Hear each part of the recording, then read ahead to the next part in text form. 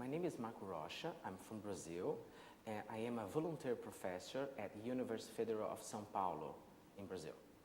What is the prevalence of inflammatory acne persisting despite medical treatment? It's a very nice question because we need to differentiate adolescents than adults. So the prevalence of acne in adolescents is the same, about 80 or 90% in women and men. But when you talk about adults, it's very different. In men, we have only 3% of patients with acne. And in human, we have around 20-25%.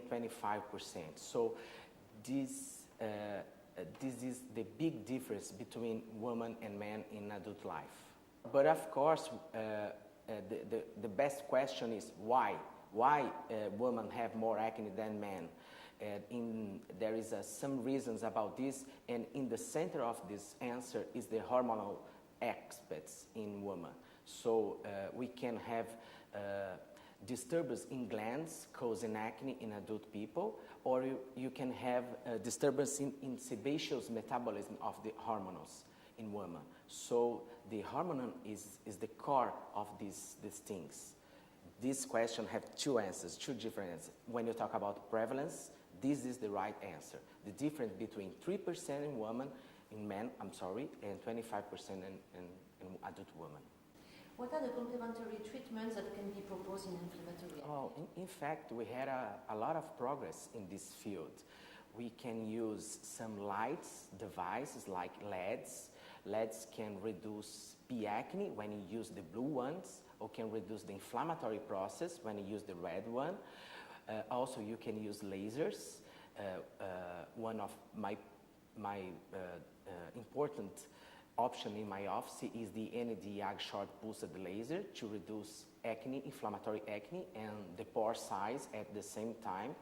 Also, you can use IPLs with filters around 400 or 500 to treat inflammatory process and reduce the bacteria. Sometimes you can use peelings. It's a good option, low-cost option. You can use glycolic pills or salicylic pills, reducing the comedonal phase and the inflammatory phase at the same time. Good options too. And sometimes you can do some injection in large nodules to reduce the inflammatory process.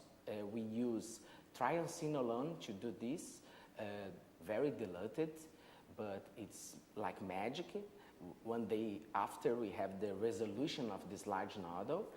So I think these are the best options besides the normal treatment. And for scars and hyperpigmentation, what do you propose? Yes, for scars, I use microneedling. It's a cheaper technique than you use rollers or robotic devices, and we can access the epidermis and dermis to induce more collagen with these devices, and we can use this kind of devices in all skin types. It's wonderful in Brazil because we have different skin types go to the office every day, and so you can use this every day.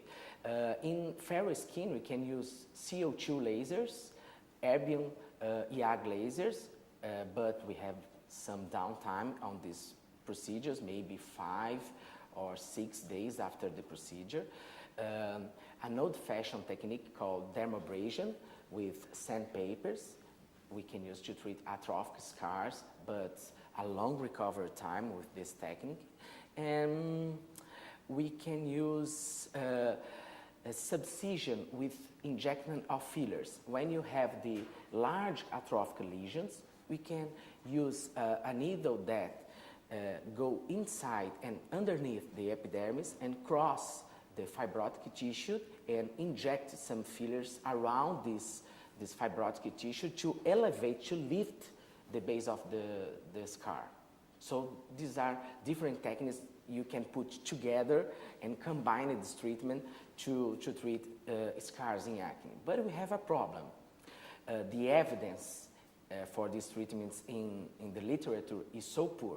So it works, but we don't have any good review in the literature about this.